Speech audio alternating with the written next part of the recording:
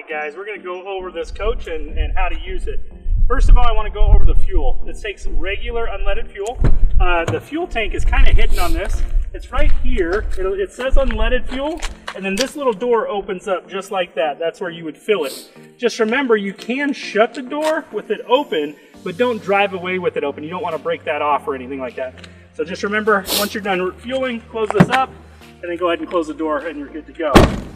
Right here is the generator compartment.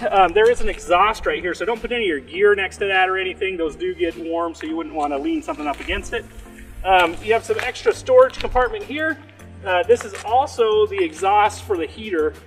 Just make sure that you don't lean your gear or anything against this as well. This is your power plug. This is where you would plug in at the park. There's a big extension cord. It plugs in here, and then the other end goes in plugs into the power at the park. So for water fill, there's two things you can do. You can hook into the park connection, which would be this guy, or you can go ahead and fill the tank. And to do that, all of the instructions are right here. So you would actually, there's a lever here, and if it's up, it'll fill the water tank. If it's down, it will go ahead and run the city water through the coach. Underneath here is your dump area. The dump valves are right here. There's two gray handles and one black handle. First of all, you would unscrew the cap, you'd put the sewer hose on and screw that on, and then you would pull the black handle, which is the black or sewage. The water would come out into the ground at the dump station through the hose, and then you would close that up, and then you would follow it up with those gray handles. That's kind of like the shower water, the sink water, and it kind of cleans out that hose for you. This unit does have a ladder, but this is for maintenance purposes only. We do not want you on the roof for any reason or anything like that. This is just so we can service the air conditioning unit and things like that. But you shouldn't be on the roof during your trip at all. There's just a large storage compartment.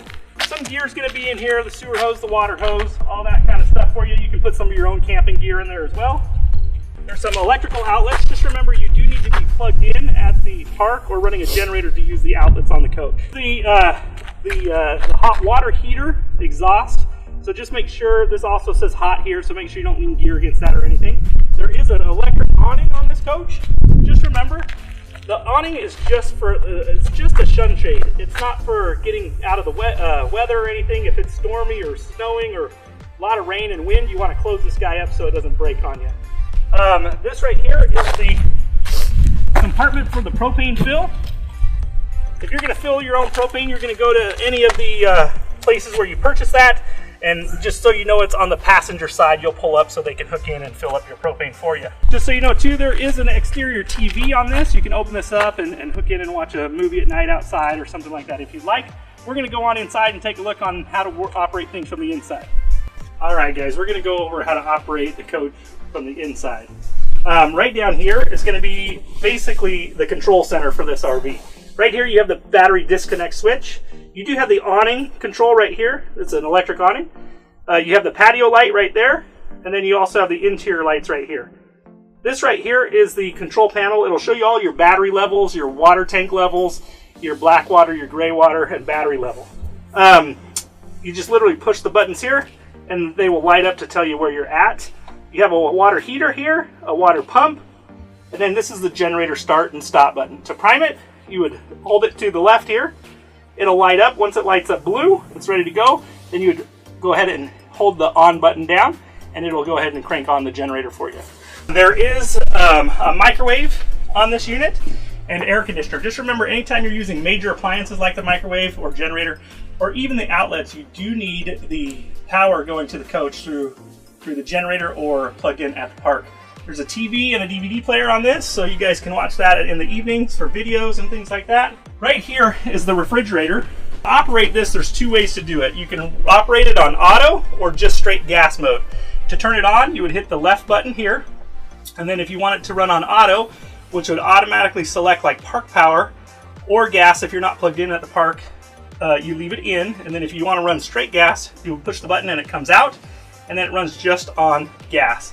How these work is they freeze the freezer box first, and then they use the cold air from the freezer to actually cool the fridge. The process takes about 4 to 6 hours to get cold from when you start it, and then you should be good for the weekend. If for any reason it stops working, you do want to turn it off, check your propane, and then go ahead and wait about 10 minutes and turn it back on. It'll reset and relight the pilot light for you. This unit has a heater, and the heater thermostat, or the control, is right here. To turn it on, you would click this button over, and then you control the temperature underneath with the temperature gauge. And then right behind me here is the bathroom. It is it's a nice size. Just remember, the only thing that goes down the tank is RV toilet paper. No Clorox wipes, no Lysol wipes, no female feminine products, just RV toilet paper. And then lastly, I'm going to go over a couple things here. There is a ladder right there. It hooks onto these two hooks. Please don't climb on the seat backs to jump up onto here, or the kids. Just use the ladder. Also, you can go ahead and close this to make sure that any gear doesn't fall while you're driving. It kind of locks it up out of the way. There's two of these, just like that. And then this will also make a bed. To do that, you just take the tabletop off. There are two smaller legs that we put behind the seat there. You would put these guys in the ground, take the tabletop, put it on, and then you use the cushions from the back of the couch for the actual bed topping or mattress. Hope you guys enjoyed this little orientation, and we'll see you guys here shortly. Thanks.